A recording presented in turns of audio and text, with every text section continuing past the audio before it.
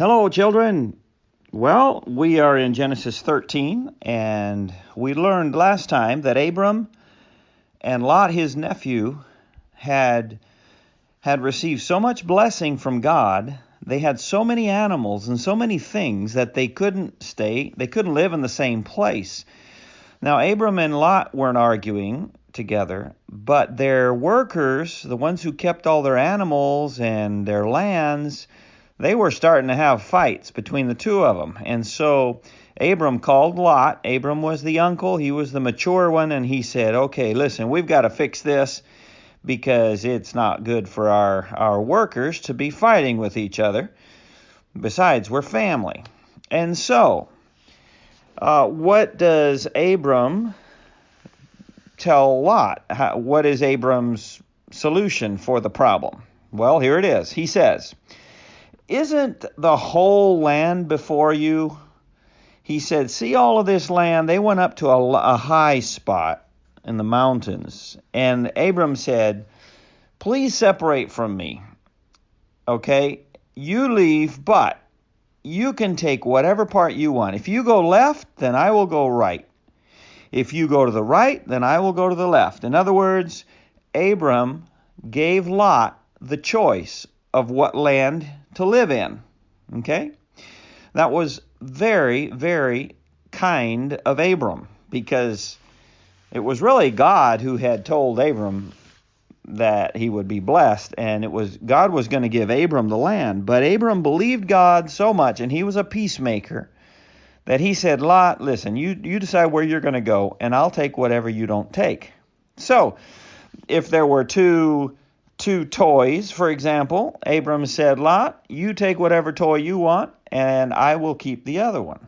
Okay, instead of fighting over it. That's the way, it would happen in children. And so what does Lot do? Well, Lot, verse 10 says, "And Lot lifted his eyes, and he looked at the plain of Jordan." Okay, the Jordan is a river, and then there's a valley. The river is down the middle of the valley. That it was well watered everywhere before the Lord destroyed Sodom and Gomorrah. So Lot looks out. He really doesn't look left or right. In Canaan itself, he sort of looks forward out over this valley. That's the Jordan Valley.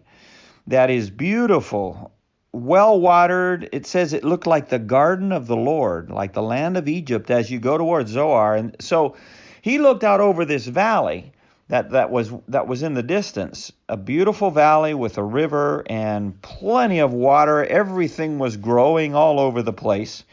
And Lot looked at that, and it was the place where two cities, Sodom and Gomorrah, were. We'll learn more about them later. But this valley had these cities. It had a bunch of cities in them, but it had a lot of green grass and trees, because that river went down the middle, and it was a very fertile ground, very good ground. So then verse 11 says, "Then Lot chose for himself all the plain of Jordan." So it's a little hard to know exactly how he was looking at this, but one thing is for sure: Lot made a completely selfish decision to take the best thing he could see in front of him. Okay? The plain or the valley of Jordan. And Lot journeyed east. And so they separated from each other. So this was not a good choice. We will find out later it wasn't a good choice at all. But right away God says, it says, "And Abram dwelt in the land of Canaan." So that's where God had told them to live. But Lot dwelt in the cities of the plain of that valley and pitched his tent even as far as Sodom. Okay, so we're going to leave it there for this time. And let's just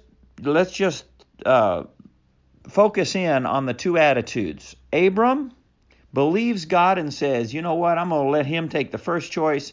God will protect me and God will bless me, and I don't have to fight for myself." Lot, on the other hand, said, "Hey, if I got an opportunity, I'm going to get the best I can for myself." And so he was extremely selfish, selfish Lot.